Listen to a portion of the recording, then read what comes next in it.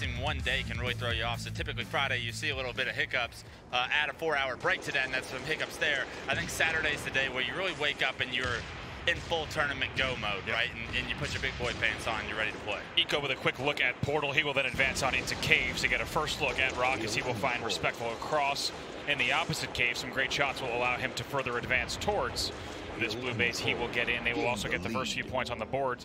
Sniper in the right hands of tapping buttons and also Trippy.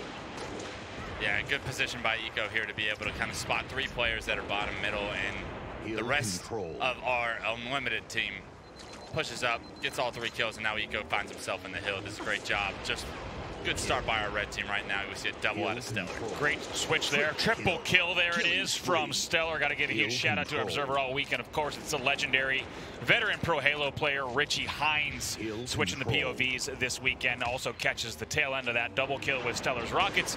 And also, of course, the triple. That's a 19-1 lead off the break for the domestic side. Yeah, absolutely. And I'm really looking at how Stellar is going to play in this series because I'm just curious. I haven't seen enough of this point of view from when Reach has been released on MCC. I want to see how good of a player he is because I know what he's capable of in other Halos, and I can just imagine how individually talented he is in this game. Starting the game off with a triple kill is a great sign. Absolutely. It's a really sizable lead here after the first 90 seconds or so of play, and they'll be happy to transition on to the next hill with this 30-point lead as well. Back to Stellar in the middle. Tapping tries to challenge, but too weak to really make any changes. In the end, though, it will be Stellar who's forced out of bottom middle to rejoin teammates here. 18 seconds for that move. The stick in the cave, it's a classic, but that one doesn't connect. No, and that was a good job by Unlimited International to get these kills because these new snipes are going to be coming up, and the hill's moving to red, so we really want to see them start rotating to red. As we see a couple kills go in their favor right now, this is going to be a great opportunity for them to kind of get some hill time on this red hill and try and crawl back in this game. Mose flies out, has help with Eco, but is on the receiving end of a grenade that makes that battle very difficult. Speaking of, oh my heavens, if Flux gets out of this. Thank goodness Dead Zone gets the trade there. An artist formerly known as Penguin Clutch, as you remarked earlier. Now 37-9 on the scoreboard, and that was a wild series of events at the back of the base. 2 red X's though for Respectful, so he's going to wait for his teammates to push up, maybe try to get a top base position here. Yeah, I really like what we're seeing out of Respectful right now, taking his time, not really forced to push the hill. If he's able to get a couple kills here, which he does pick out Eco, Stellar takes him down though. He did a good job trying to buy time, but his teammates were unable to really get there in time and provide the assistance he needed. In the end, though, they do kind of get that cascading result here as they eventually do get some top base control for Flux. He's forced off immediately. However, they are able to put together some plays to get a little bit of top red presence, which is now going to keep the North American boys out of the hill. So overall, a pretty good effort that led to the scoreline at least staying where it was. Right, but what I'm seeing right now is that Unlimited International was in such a great position to kind of like rack up some hill time throughout this entire first hill rotation, and they weren't really able to get any of the hill while all those slays were going down. Right. They're not playing scrappy enough for me to be able to say that like that was a great job by them. Yes, they did continue to keep control, but it hasn't resorted into any hill time whatsoever. And as we say that, we see no one really interested in playing the objective too much, right? No one's forcing it. The lead isn't out of hand by any means, but if you're international fans, you really want to see them start to get a little bit of scrap time to make this game a little bit closer, because all it'll take is one setup from the North American boys to really run away with this game. Yeah, it's a great call, Clutch. And right now, what the North American side has is that nice, comfortable 35-point cushion, right? So they can kind of play exactly how they want to play, knowing that they can even let one spawn cycle go if they need to. Here, and that, like you said, is just going to continue to put the pressure on the international side. Flux still with that sniper here at top red, looking across the blue. You do have presence here on Rocket Arch, bottom of Arch, as well as the opposite side. So right now in pretty good positions as shots do come in there from Needle Blue. Yeah, I think this is a great position for International to really rack up some time. But Stellar coming out with rockets from the base immediately takes out the hill guy. And now no one really jumps in the hill immediately for International. And then we see the sniper kind of leave a top control. We see another player try to get the hill a little bit later and goes immediately down. Our domestic squad right now is doing a phenomenal job of just keeping them out of the hill, even though the slays really feel like they're going in the favor of International. Absolutely. If you get the perfect timing on those kills, especially those hill-bound players, can really make a difference in terms of just getting the timing right to make sure your opponents are not racking up enough time here. Mo's still in the front door with a sniper rifle, a pretty popular place. But generally when you see someone sniping in the front door, it tells you that they don't have the control they want. They would rather be top base. Yeah, absolutely. I think something so far throughout this game that is promising if you're an international fan and rooting for them throughout this series is the fact that they are being able to keep up in slays right now, and they aren't really like to a deficit too much behind. Like, this is still a very winnable game for them, and they are able to keep up with so far what our North American team has been able to throw at them. It's still a long game, but that's a start, a promising start to hopefully a long series. Absolutely. And the flip side of that coin, of course, is that the North American team, they're going to wish that they had a few more points on the board at this stage, and you can expect them to continue to put up the pressure now. Taking a look here at Dead Zone once again, he's forced down to the bottom of the base. He will retreat to the needle side to maybe challenge from the ramp. Mose goes flying into the mag as well, and we'll see if those grenades connect. They do not. Sniper rifle now in the hands. Tries to get away bottom arch, unable to do so. That's good tracking by the international team. Yeah, and unfortunately for Respectful right here, Eco's going to be just slow playing that snipe on the ground. He's not going to go for it immediately because he knew a player from our international team was going to go for it eventually. He's able to get that power weapon out of their hands for a little bit, but the important thing was the rotation of the hill right before it moved. We saw our Unlimited North American team rotate early, and they're being rewarded with these precious seconds for just a little bit. Great switch there from Hines. Mose had just moved all the way up through Plasma Blue on the flank. He got to kill up a player on top base. Now he's sitting back base watching Portal. So now, once again, it's still a pretty close 35-point game between these two sides. It's a great game number one between Unlimited and Unlimited International. Yeah, I think the early rotation not paying off because they kind of trapped themselves all snipe side of Blue right there, and Unlimited International getting the control of the next set of rockets were able to slay out, and now they're starting to come back in this game, and you can really feel momentum shifting in their favor, picking up another kill, and this is a great opportunity for our international squad to kind of trap them side the bases like they're doing right now, pick up a few kills while all remaining in the hill. Those will fall there. Triple kill for Flux. It's going to open up the floodgates for them momentarily, but 2 red X's right around the hill means that he's going to have to also be the one to push in and apply a little bit more pressure. Finds Dead Zone top base. It's a big finish there. Surprising to see Dead Zone challenge all the way through. Tapping will fall, and eventually, interesting series of events. That's going to be a teammate, actually. I don't think Penguin had spawned by then, and the kill did come in for Dead Zone, so in the end, it's a teammate that takes him down, and it'll be a few more points, but look like that, just like that, a 20-point game between these two sides. Yeah, back and forth. I think this game is going to start to go. It's really going to come down to power weapon control, and we see a nice assassination from Mose right there. I just want to talk for a second about how well Flux is playing individually. I think watching that whole past series, I was like, he's starting to really impress me and make a lot of individual plays that are opening up the map for his team. And just again in this series, he starts off making a few plays that have allowed his team to kind of crawl back into this game. Now Respectful here, just sitting in cave, gonna wait for this hill to be occupied. That's gonna be Trippy, who was there. He does see red X's coming in though, so he's gonna be forced back to blue as well. He's got plenty of teammates here, but they can kind of take a breath here because they brought the game essentially back to a tie. It's just a 12-point difference now, and they know that the next hill control will really be the difference maker. Also another sniper rifle in the hands of Eco in top sniper. Yeah, well, I got to call Respectful out here. He hasn't really done too much this entire time, and this entire time our Unlimited squad is in the hill, bottom middle, and he's just trapped back blue with snipe, and he wanted to port with it, but I mean, our Unlimited squad for the North American boys, we're really doing a great job of watching the portal and controlling the setup. All of the international teams seemed like they were trapped back to base, and now the lead's back up to 30 because of it. And this is kind of like those precious seconds where he was sitting back to base, not really knowing what play he's going to make. Yep. Those were lost and result in the scoreline that we have currently. Those cannot happen if you want an upset in this series. And you could even say that that rocket grab that also followed was another result. So like you said, a lot of time lost there and some positioning as well as weapons lost during that as well. So it's a little bit different when we just checked last in with the score. It was only a 12-point difference, considerably different now. Stellar still with 2 bullets left in his sniper rifle as he'll make his way to top arch. Easy finish there on Flux, and he'll take a look down to see exactly where his opponents might be spawning. Flies at the mag, but a swing and a miss. Yeah, I would have loved to see Stellar kind of sit back towards red and not really go all the way up towards rocket, where the rockets spawn up top.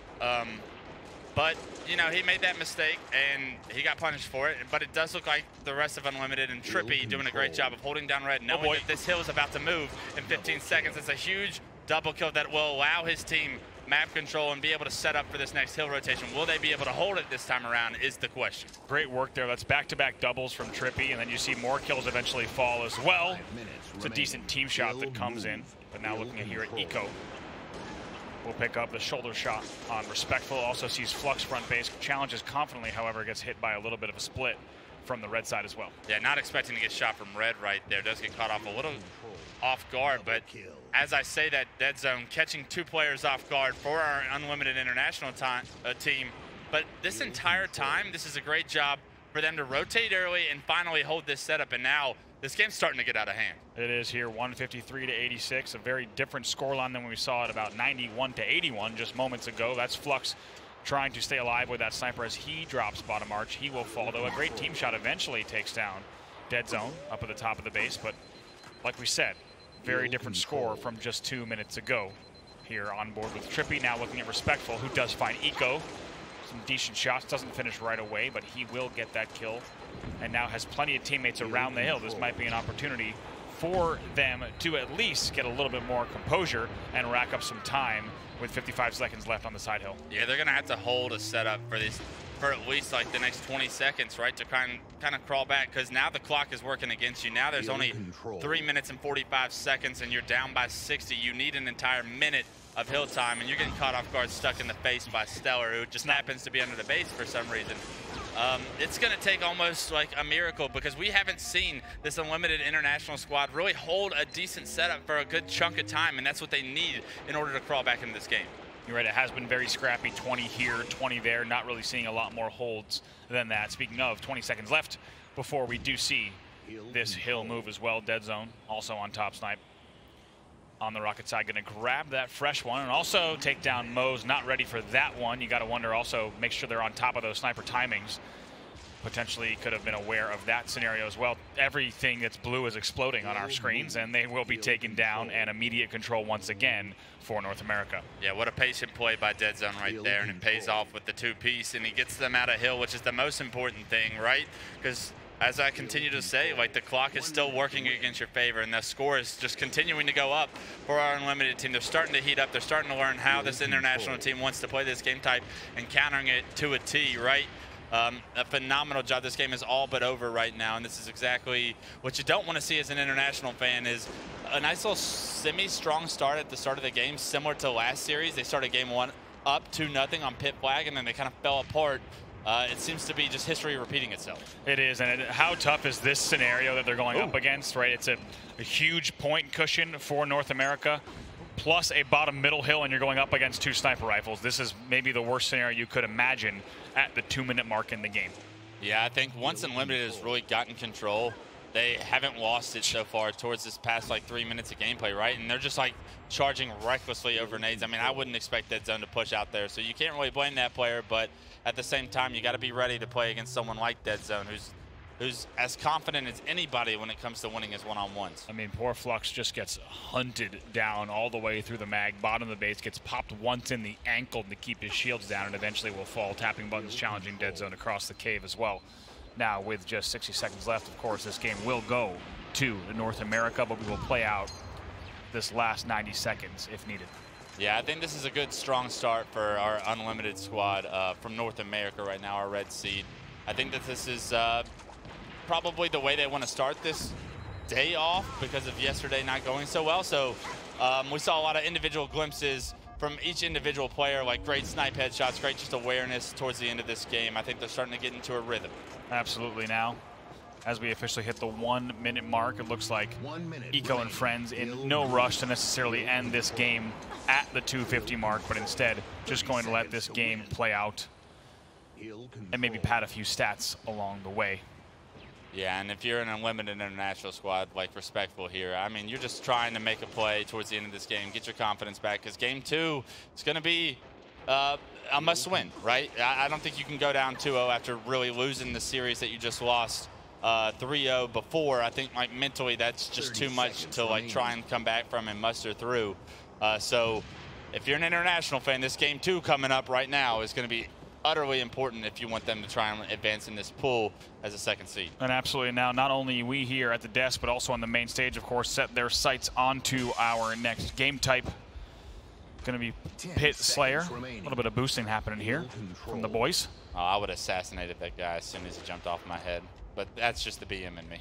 There's a lot of BM. That's going to be the game, folks. Game number 1, King of the Hill on Battle Canyon will go to North America. International will have to reset if they have any chance of taking game number 2. As a reminder, that's going to be Slayer on the pit. Yeah, something that just spoke like a little bit of volume to me personally is we saw Unlimited International playing in the previous series, and they were up 2-0 on pit, and they were shooting bodies, and they were like body disrespecting and talking a little bit of trash through gameplay, and then ended up losing the series. And then at the end of that game, you kind of see them jumping off each other's heads. They're kind of getting complacent almost. Yep, is what I'm seeing. And taking a look at the stats here, Stellar 32 and 19, a positive 13 from him. That's the guy we started off the game with. We started talking about before the series as well. That's a big performance from him, and that's what you expect to see. They're going to get ready for Slayer Pit like we talked about in the pregame. They can play pretty non-conventional, but first let's take a look at these highlights here coming in. Some great sniping that we saw from Trippy, also some great back-to-back doubles from him to really open up the playing field for them. Yeah, I think that Stellar having the performance that he had in that game 1 is a huge sign for this team and what they're capable of coming into this tournament, because if he's playing to the caliber that he can play at, especially towards the end of Halo 5, I think that this team is really capable of something special. So it's definitely, if you're one of his teammates and you see a game 1 performance like that, you're like, all right, it's Saturday, let's do this. It fires you up. Now, talking about Slayer on the pit, game number 2. It's a game type that we talked about, highlighted a little bit earlier. As you see on your screen here, 223 to 147. That's a result of King of the Hill Battle Canyon, but we now get ready for that Slayer Pit. It's a game type that can play pretty different depending on which teams you have on each side of the map. It's a game type that I, in Halo 3, enjoyed particularly just because, you know, if you do have a kind of a conservatively aggressive play style, you can really know exactly when to strike, and you can play a really kind of long match of Slayer. If you're not a fan of that play style, you might find yourself kind of collapsing on turrets and bases and trying to play this game type fast. So really there's 2 options here for both sides on how they play it. What do you think we're going to see as we jump in, Cliff? Yeah, I'm looking at Unlimited International. Are they going to try and dictate the pace of this game? Or are they kind of scared? You're down 1-0 in the series. You just got 3-0'd. Like, are you going to start to play a little bit more passive than you typically do? And right as I say that, we see our North American squad pushing straight through camo, picking up rockets, getting a few kills, finding themselves up 2-0. This is bad news if you're an international fan. Absolutely. Now, here we go. 3-0, 4-0 off of the break as those first few kills come in, and that is perfectly executed opening for the side of North America. Mose will pick up the first kill for his side, so we will go to 5-2. Sniper rifle in the hands of Stellar, and as we look across the map to see exactly where that other one is, we don't see it in play just yet. Yeah, I think that Dead Zone really has his eyes set on trying to get control of the enemy base, and I kind of like how they're being aggressive so far throughout this game. And then I know they've been kind of shut down once they get to the other team's base, but it's only a matter of time until they can find the right opening and really run away with this game and take this lead just by the horns and run with it, right? I think that this is going to be a tough pace for Unlimited International to kind of keep up with if they're going to be continuously getting pushed like they are right now. Tough series of events for tapping buttons. You just saw him get taken down at runway, and then all of a sudden spawns Plat, gets taken down immediately again. Could be a sign of things to come as we almost see North America doubling. Now we do see them doubling their opponent's score at 12-6. This is great execution, and Clutch, I think we are going to have the question answered. They're not afraid to play this Pit Slayer very fast, and it's not surprising based on how game number 1 went, and you actually have the international side just kind of tucked away in corners and trying to avoid this push at all costs, and they are not able to do it. Some good shots, though, from tapping buttons in the needles will slow down the momentum just a bit. Yeah, I mean, until Eco decided to just jump off that turret and try and out-DMR Respectful across the map, he was doing such a phenomenal job of just staying alive. He didn't try to do too much. He didn't try and peek around the corner, similar to the situation we saw yesterday from a different player on Sank. Like, he was just playing his life and being a nuisance, and that has really opened up the floodgates for this team to be up 21-10. Stellar with some great shots there. You saw him just die under bridge. Definitely did not expect, and you can't blame him, that nade to hit exactly where it did under bridge. A little bit surprising, but it's a good nade coming in from the international side. 23-12. Overshield also goes to Trippy, and he will just reset back up to training.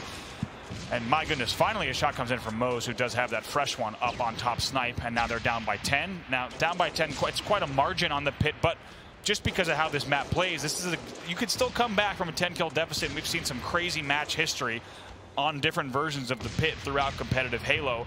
So now finally they have a moment to breathe, and it's been pretty incredible, Clutch, because I think the fact that we've seen all gameplay essentially has been runway, turrets, and bridge. That tells you how fast North America has played it, that they've only applied pressure on one side of the map. This is the first time we're seeing any action green and long haul all game. Yeah, and we're not seeing International have any interest in really being the aggressive team, right? They haven't been past the halfway mark at any point so far through this game, and that really worries me because typically if you're the passive team, you're going to get steamrolled unless you're just really on and you're catching the people sneaking across, because all it takes is one eco to get top of your turret and a 10-kill lead happens. If another eco gets on top of your turret, it's all of a sudden a 20-kill deficit. I really can't say enough just about how we've now crossed the halfway mark for Unlimited North America, and the fact that we're really just seeing green and long haul action for the first time tells you how unorthodox this game is for North America. They're kind of just toying with their opponents here at almost double their score still, that they've been able to just kind of apply relentless pressure to bridge, turret, runway throughout the first opening half of the game. Yeah, phenomenal hit by Stellar right there off our screen, not in time. He got bodied and then immediately hit the dome piece to the sniper on our international squad, and now he's going to find himself with rocket sniping T-square combo, and he jumps out, leaving one rocket and a couple bullets with snipe on the ground, but does trade the kill out. You can do reckless things like that when you're up by 13. Absolutely. Flux does get away with that sniper rifle, but I couldn't even finish the sentence before Trippy takes him out. Mose will also fall on the green wall as well. Now home stretch for North America here at 37-22. Yeah, Stellar doing a phenomenal job in the courtyard, just being a nuisance, picking up a kill or two, but mostly just distracting the entire international team. And no coach, no problem. Unlimited getting every overshield throughout this game. That speaks volume to just the veteran like play that they bring, right? Because not having a coach is very easy to forget OS times, but they're on their P's and Q's, and that bodes well if you're an international domestic fan. Absolutely, and also the sniper rifle timing on Creek as well. They were on top of that, we saw. Now this could be another steak dinner on the main stage. Yeah, if there's one thing I can promise you, none of these players are forgetting when snipe comes up. No, absolutely not, especially just with how much we talk about individual skill and the opportunities to individually stand out in Halo Reach, especially when you compare it to the playstyles of other more recent Halo titles. You can really go off with both the DMR and the sniper rifle and put on a show. Now only 6 kills to go for North America. Yeah, and the aggression just non-stop is what speaks volume to me, right? Like, they are not content with being up by 25 kills, 20 kills, whatever it may be. I think that, like, that speaks volume to how they want to play. And hopefully, throughout this tournament, we're able to see this pace of Unlimited perform and have success with, because they can make a real run in this bracket if they decide to play at their own pace like they are today. Now, we might see International. Yes, they do. They cross the 30 mark, so they do dodge the steak dinner, but that will be only a little bit of comforting news for them, as they will now go down 2-0 in the series, only 2 kills away for that being the case. 49-33, one more kill to go. Here they come through green, looking for that pit ramp. Looks like maybe it's going to be on training, and yes, indeed, that final kill will go in. It's going to be another win, 50-33 for Unlimited North America. Yeah, and I'm very interested to take a look at the stats here. And the stats really aren't going to tell the picture of how that game was really played, because, I mean, yeah, the score was so lopsided, but I want to just speak volumes to, like, the play that Eco had top the turret, right? And that really opened up the score to kind of go from, like, a 2-kill game to a 10-kill game, and then it was, we're never looking back, and we understand that how we're going to break this team.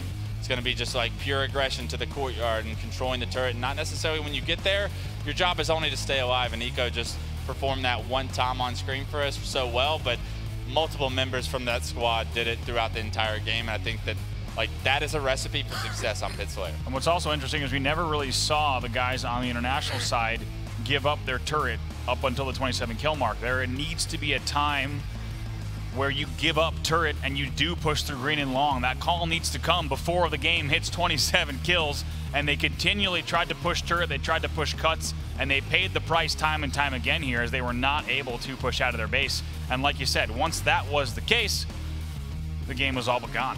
Yeah, I think that that kill on the tapping buttons, getting caught kind of with his pants down on the back ramp right there from Eco, was the kill that cannot happen if you're an international team. The kill that, like, tapping buttons, it is your job to kill this guy top turret, and if you don't do so, the floodgates will open and the rest of it, Unlimited, is going to push, and we're going to be in a lot of trouble, and that's ended up what's happening. So we go into game 3, countdown flag, and this is what I worried about for the mentality of our international team, right? You just got 3-0'd, and you're going into a series, you're down 2-0, and although the scores have really been kind of lopsided, the individual skill is there. It's just these small moments that are ending up in big portions, very important moments that they're not able to capitalize on, and because of that, the score is getting out of hand. Absolutely, and you can see those individual moments certainly shine, but it does seem after game number 1 on Creek and game number 2 on Pit that there is a little bit, when we talk about overall strategy, it doesn't feel like the team is able to get into those grooves at all. We'll see if countdown flag is different. We're jumping now into game number 3, and we're starting things off here with Mose off of the break. Now will be a few trades coming in off of the opening duel, and actually a triple kill coming in for tapping. He'll pick that up and also get the sniper rifle as a reward. Yeah, I want to see a quick flag run right here and see if they can get on to a hot start. And I'm not sure why you run that jetpack, but I'm also not the guy that's going to no-scope beat down anybody. So it doesn't look like it's going to pay off for their favor. I would have loved to see them run that window, because you know they're going to be spawning back ramp, you know they're going to be spawning outside, and the only angle that they're going to have an opportunity to kill you on is if they go level 3 and completely expose themselves to the rest of your team. That was a poor decision to kind of run that fight jetpack, and it just shows the inexperience of reach that this Unlimited international squad has. Yeah, I was surprised to see that as well, and it's an immediate counter. They get punished, and it's going to be 1-0 in the first 45 seconds coming in for the North American side. They do absolutely punish the decision-making on that flag run, and they have another flag being ran as well. That left turn from tapping button surprised me as well. You do expect to see that right turn instead towards the door, but here we go. Speaking of that door, now maybe a little beat-down battle. Surprising trade coming in. That's going to be a killing spree, though, for Dead Zone. He will bring that flag in with ease. They're up 2-0 in the first minute 15. Yeah, countdown flag is one of those game types that can really spiral out of control really fast if you're not watching yourself and you're unable to get the power weapons, because Dead Zone yet to probably die for a second time in this game. Off the break, he died, but immediately was able to get the power weapon control, and he's never looked back since. He's in a phenomenal position to kind of flank whatever players are returning this flag and then run a second one, or a third one. Here you go now, Dead Zone with that rocket jet combo in top radio. Eventually, he will get that trade. Tapping does well to force that trade. But once again, it's an early 2-0 deficit for them. They strike very fast on back-to-back caps and almost had a third as well. Stellar with some fantastic shots against Respectful from the top jet to force him back. Yeah, that looked like a Halo 5 Stellar that you know all too well. It's like he's going to give you 5 shots and he's going to put them all to your head. So don't overextend, don't challenge him, because he's not the kind of player that's going to miss. That flag is down about middle.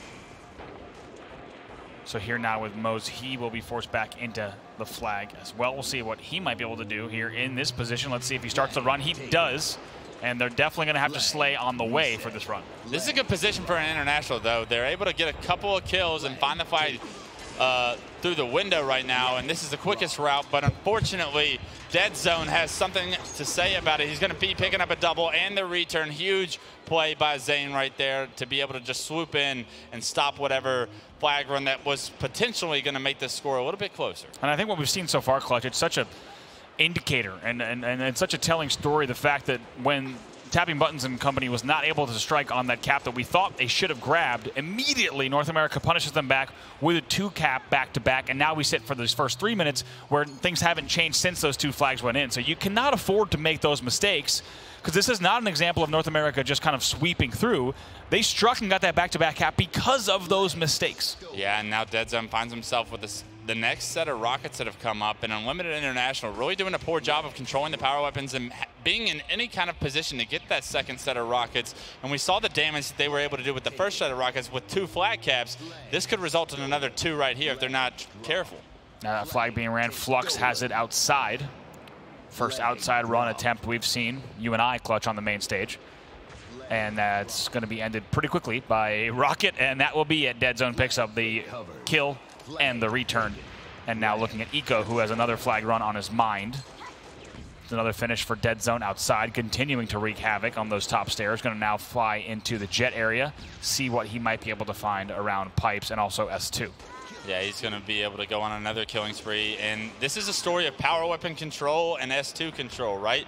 And I think that our Unlimited team is doing such a phenomenal job of controlling S2 and a majority of the power weapons to the point where it's resulted in the scoreline, right? If you're an international fan, you have to start getting power weapons, because if you give them to players like Dead Zone, like Stellar, this game's going to be over quick. Eventually a few kills do fall, and that means that Mose is going to get this last rocket here at S2. Also, with the sniper rifle in hand, going to be looking to clear out the flag. Needs some help, though. Finds Eco. That one does connect. Can he get the second? No. Trippy there is going to pick up that sniper rifle and be a threat. He has not been killed on backstairs, so do keep in mind that he probably is going to be going S2 or S3 right now. Yeah, I don't hate this quick run by our international team, but you are going to have to drop it and slay at some point, and he runs into two players that are S2, and unfortunately he's going to go down. And now Trippy has the snipe up top. He's going to play his life, and I love that decision because he knows his teammates are below him. And this cap isn't the end of the world by any means. You just don't want to give our international team the snipe back in order for them to double cap here, which is a strong possibility now that they're running the second flag. See now 3-1 our score here, so we do see the international side go down, but like you just pointed out, Clutch, 4 dead on your screen. Yeah, I think that that was a big couple of kills traded out by our Unlimited team, because if international is able to pick up just a couple of kills right there without trading, this score is now just a 1 flag game, but now they're still up 2, and they're running a 4th flag big door side, and a lot of their flag runs have been big door. They're finding a lot of success doing it. It's like international isn't expecting these big door flag runs, and they're not really sure on how to counter it. Tapping buttons wins a kill there in the S2 Jet. Oh, great shot there.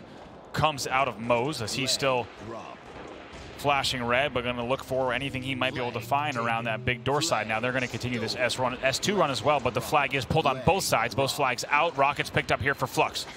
Yeah, this is a big opportunity, and Flux gets taken down immediately. You want to see Respectful stay alive, not over challenge here, because if he goes down, multiple members from Unlimited would be swooping in. And I like this play. He's going to get the touch on the flag, but he's going to leave it for his teammates. And now no one on Unlimited is really going to think Respectful is like their side drop down with snipe, right? Like he's going to be able to catch some players off guard. Dead Zone with the rockets right there. That's a huge kill. And he's unable to finish Trippy, but that rocket player kill is going to stop the opportunity that Unlimited has to get the return. And now it's going to turn into another stalemate. Big trade from Eco as well to prevent that. Flag does get reset, though, so we'll see if there's anyone there in proximity for that touch. Stellar's going to start another run as well on top of that. Yeah, and this is a big one-on-one won by Trippy, and a huge play to go up 4-1 right there. Unbelievable counter run, I'll say, from Unlimited. They were able to somehow get that return still, even though Dead Zone getting sniped with the rockets caught off guard. And now they're trying to answer with a counter cap, but Trippy has something to say about it. Jeez, Trippy with the shots. Totally able and unafraid to take down 2 players in there. Takes them both down in a 1v2. It was a momentary 1v3.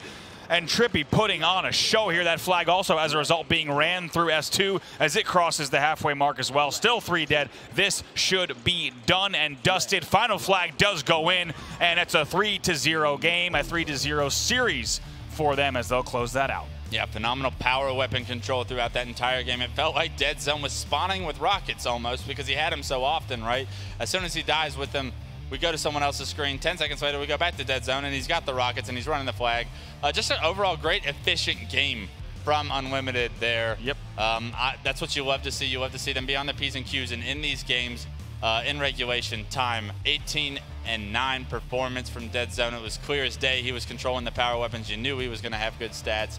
And what speaks volume to me personally about how Dead Zone plays is when he has stats like that, he's also playing the objective. He's not sitting back. He's not just getting like pointless kills. He's getting kills that turn into flag caps. So that's why you were able to see such a quick game in Game 3, because not only is he such an efficient slayer, he's also playing perfect Halo with it. Right.